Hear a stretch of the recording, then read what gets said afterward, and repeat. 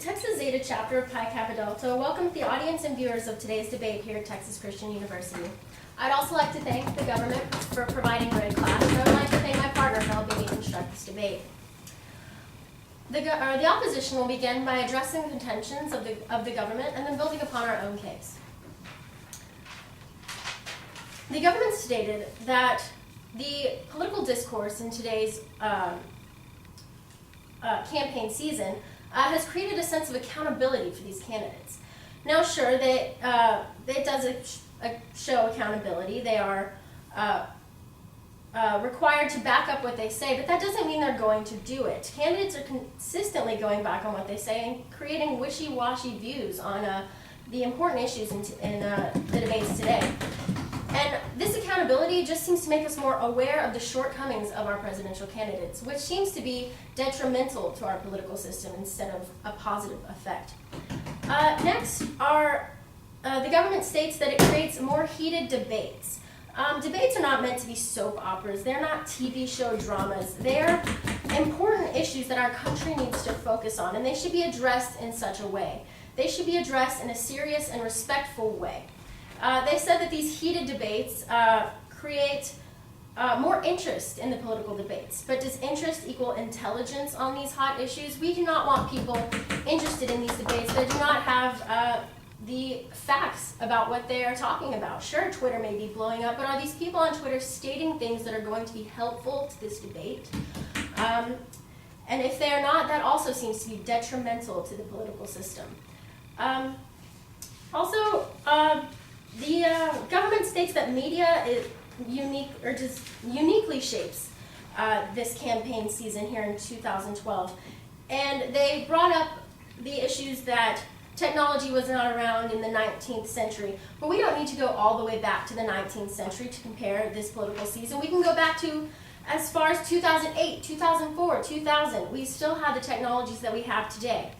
And so these forms of media are not new. We still had these forms of technologies in previous political campaign seasons, making them not unique to today's campaign season, nor the ones of the 19th century, nor the ones of 2000, 2004, 2008, etc. Additionally, as the opposition, we would like to focus on the fact that the political discourse and the tone of political discourse in the current campaign season is detrimental to our political system. My partner talked about the 1800 election, and this was also the election in which the federal party fell apart. It was the demise of the Federalist Party. And that brings us to today, how we can relate this to the domination of the modern Democrat and Republican parties. We do not see the Libertarian parties or any other parties. We are completely bipartisan. For example, in last night's presidential debate, Gary Johnson, the Libertarian candidate who's on the ballot in 48 states, was not seen, and he will not be seen at any of the debates. I'll take it. Would you not say that bipartisanship in this country is a choice by the people?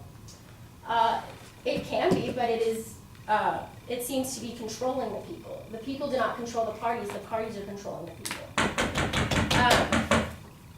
Additionally, this bipartisanship has completely closed a door on third-party politics. We are not seeing candidates other than Democrats or Republicans show their faces in this political campaign season. And that closes a door to many political views that are not being shown. Many ideas of the people are not being voiced because of this. And this is important to address because,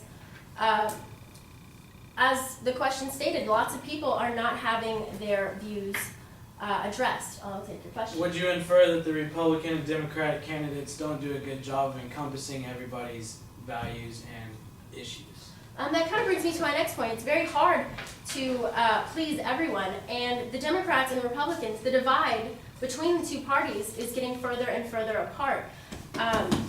You either lean far left or you lean far right. There seems to be no in between, especially in this current campaign season, which is very destructive to our political system.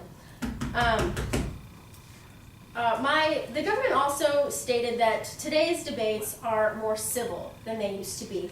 But we would like to say that that is untrue. We still see ad hominem attacks, as my partner stated, on race, religion, culture, and a multitude of other personal aspects. We are no longer focusing on the issues. We are focusing on the people themselves. We're focusing on the people who are a part of the party we identify with, which also relates back to bipartisanship and how that is tearing this country apart. I will take your question. Would you say that bipartisanship is unique to this election? No, but it is being amplified by this election. And in conclusion, the opposition states that this tone of political discourse is detrimental to our political system, and the contentions of the government state that they are trying to form a positive outlook on this current campaign season. But I've shown, as well as my partner have shown, that these things actually create a more destructive side to our political system.